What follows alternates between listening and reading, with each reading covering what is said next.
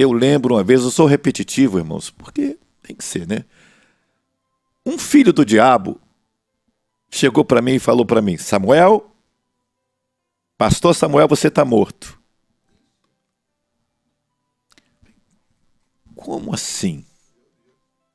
Não foi profecia, porque não estava em pecado. Se a gente em pecado, está morto realmente. Eu não estava em pecado. Não é que não peque, não falhe, não sou perfeito. Não estava. Consciência, né, no Espírito Santo, tranquila. Você está morto. O diabo, ele não é ele é um diabo, né? Falou para mim. Foi uma seta, pastor Felipe. Foi uma seta. Porque é o presidente de uma igreja, né? Uma grande igreja. Falou para mim. Olha, não sou de ferro. Sucumbi. Saí de onde estava. No caminho, Deus me fez lembrar dessa passagem aqui. Tinha quanto tempo de convertido? Tinha já uns 15 anos de convertido. Já era pastor. Aí Deus me fez lembrar dessa passagem que eu já tinha lido, pregado, estudado, porque ele teve medo. O que Jesus disse? Não tema o que possa fazer, tema a Deus, que leva a pessoa a sucumbir na morte física e na morte eterna, a sofrer no inferno. E Deus falou: olha, não foi eu que disse isso. Elias tinha que ficar com medo se fosse Deus. Mas foi uma incircuncisa.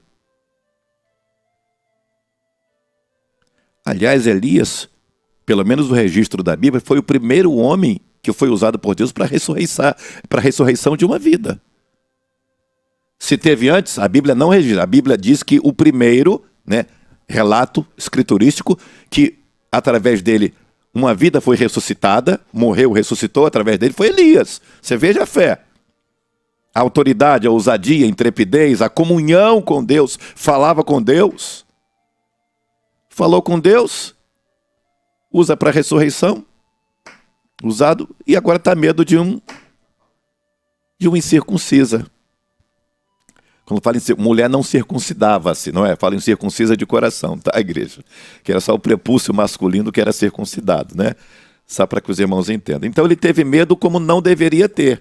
Eu podia ficar preocupado, poxa, ela matou o mundo, vai me matar. Eu vou, Senhor. Você imaginou se esse medo fosse um medo paralisante na vida de Daniel? Não vai orar? Vamos orar mais. Sadraque, Mesaque e Abednego. Olha, saiba, o Buco, quero que você saiba, o meu Deus, ele pode salvar, nos livrar da fornalha. Mas se ele não salvar, Buco, estou aqui abreviando aí, porque o nome é muito grande. O Buco, se ele não salvar, nós não vamos nos prostrar. Ou seja, a confiança, a fé, o olhar fixo em Jesus, o Deus verdadeiro e a vida eterna. Só que por qual motivo, eu não posso, está escrito, eu tenho que ler e pregar o que está escrito. Ele teve medo e rachou para o deserto. Irmãos, deserto nem sempre é ruim. Deserto a gente aprende, deserto acontece milagre, deserto nós somos moldados, nós somos guardados, nós temos a comunhão com o Senhor, os milagres aconteceram no deserto, água brotou, codornizes. Só que ele foi para o deserto com medo de uma palavra que não era para ele ter um medo igual a esse. Senhor, você veja só, olha a diferença. Olha a diferença. Mas ele orou aqui a Deus e matou 850. Como é que vai ter medo de uma mulher? Ele enfrentou 850 homens e está com medo de uma mulher. Não é? A palavra.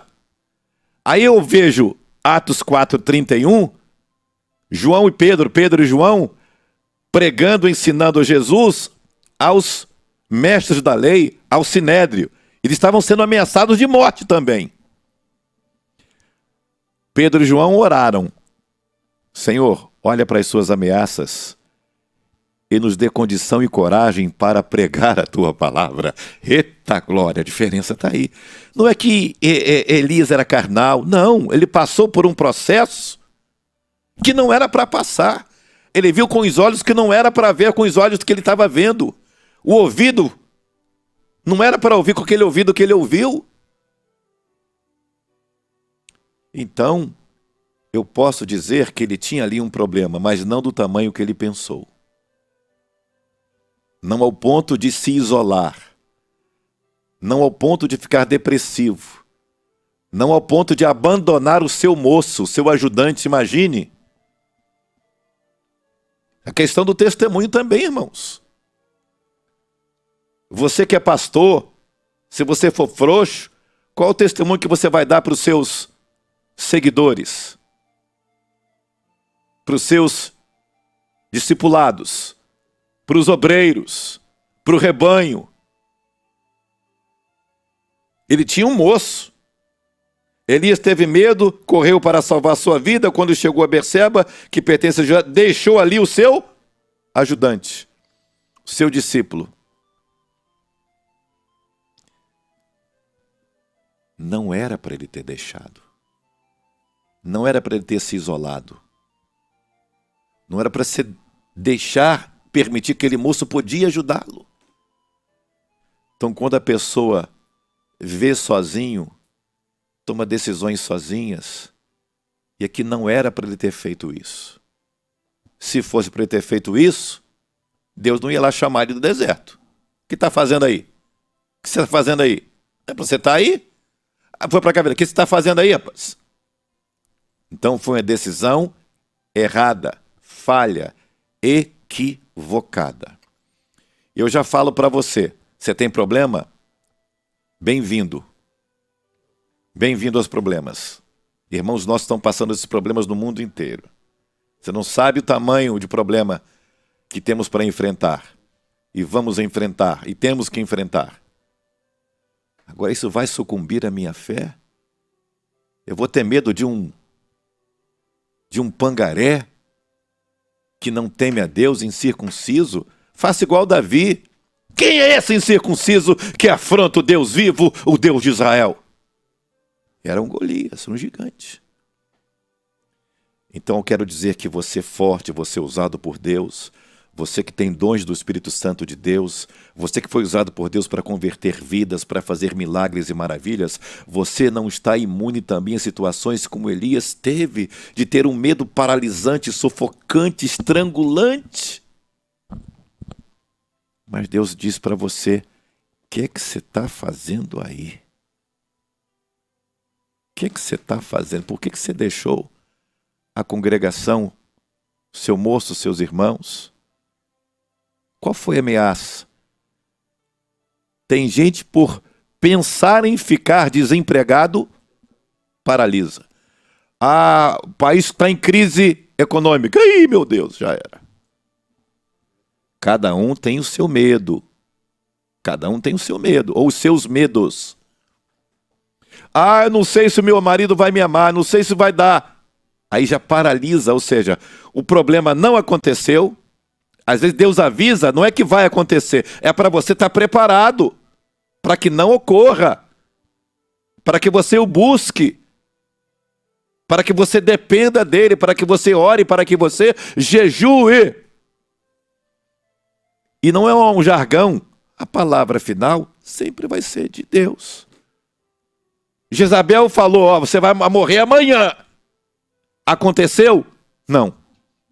Porque a palavra é de Deus. Quem está em Deus, o inimigo não toca. Nas mãos de Jesus nós não somos arrebatados por ninguém, nem pelo diabo.